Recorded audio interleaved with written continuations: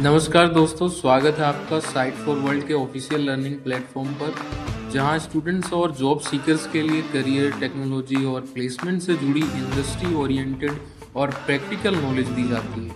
अगर आप अपनी स्किल्स को नेक्स्ट लेवल तक ले जाना चाहते हैं तो आप बिल्कुल सही जगह पर आए हो। चलिए शुरू करते हैं आज का इम्पोर्टेंट सेशन। नमस्ते स्टूडेंट्स, आज का टॉपिक है लाइनक्स परफॉर्मेंस। अगर सर्वर स्लो चल रहा है और समझ नहीं आ रहा कि क्या करें, तो ये सेशन आपके लिए ही है। हम सीखेंगे कि पहले कदम क्या होने चाहिए। रेडी हो? फोकस मोड ऑन है ना? मोबाइल साइड में रख दिया? स्क्रीन पे पूरा ध्यान। चलो शुरू करते हैं। ये एक बहुत ही कॉमन प्रॉब्लम है ना? मेरा सर्वर स्लो चल रहा है, एप्लीकेशंस हैंग हो रही हैं, वेबसाइट लोड नहीं हो रही। ये फ्रस्ट्रेशन हम सब ने कभी ना कभी फेस किया है, लेकिन इसका सॉल्यूशन क्या है? चलो पता लगाते हैं। इस प्रॉब्लम को सॉल्व करने के लिए आज हम बनेंगे सिस्टम डॉक्टर्स। जैसे एक डॉक्टर पेशेंट के सिम्टम्स देखकर आगे के टेस्ट लिखता है, वैसे ही हम सिस्टम के सिम्टम्स को समझेंगे और सही टूल्स यूज करके प्रॉब्लम को डायग्नोज करेंगे। और ये है हमारा डायग्नोस्टिक प्लान।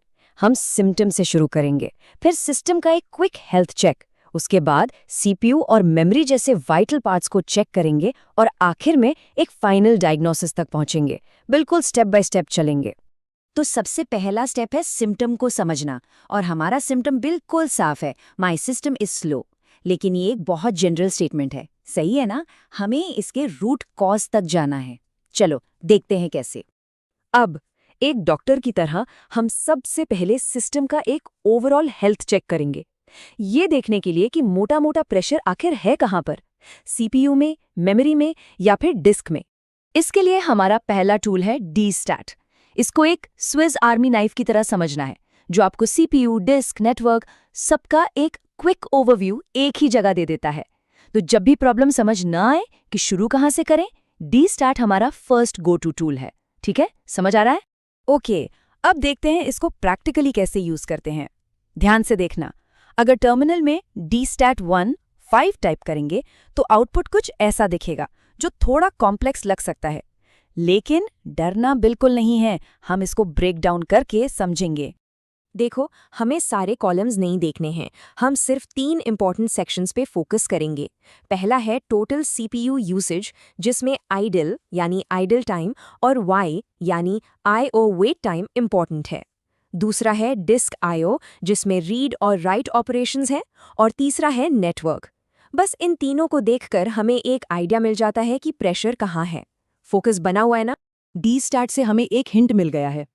अब चलो थोड़ा डीप डाइव करते हैं और सिस्टम के दिल यानी सीपीयू की पल्स चेक करते हैं, ये देखने के लिए कि क्या सीपीयू पर जरूरत से ज्यादा लोड है।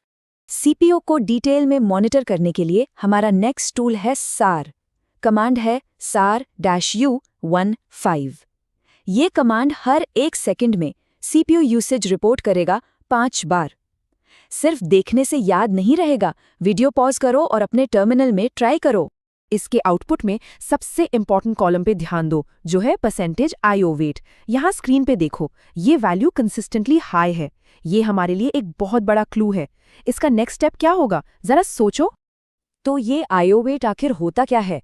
इसका मतलब है कि सीपीयू कितना टाइम आइडल बैठा रहा, क्योंकि वो डिस्क से या नेटवर्क से डेटा आने का वेट कर रहा था।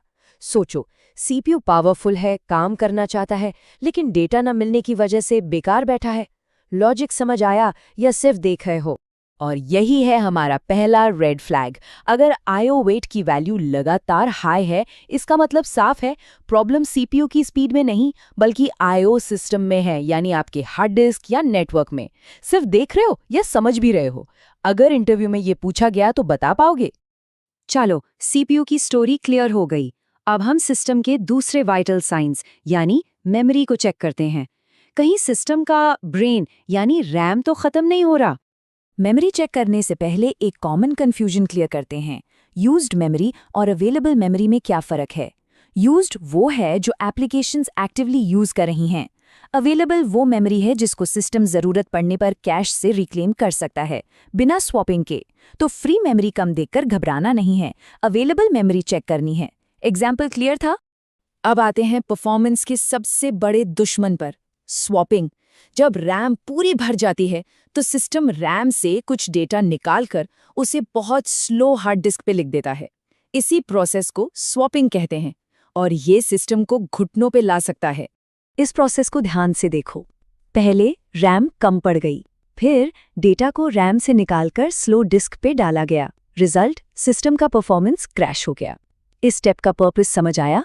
ये एक बहुत ही जरूरी कॉन्सेप्ट है। अब इसको पकड़ेंगे कैसे? इसके लिए हम यूज करेंगे VMstat। इसके आउटपुट में हमें स्वैप सेक्शन के अंदर SO कॉलम देखना है।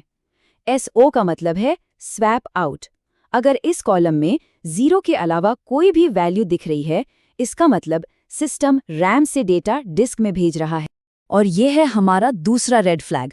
अगर 100 कॉलन में कंसिस्टेंटली नॉन जीरो वैल्यू है तो डायग्नोसिस क्लियर है, सिस्टम में रैम कम है और वो ज्यादा लोड नहीं ले पा रहा है।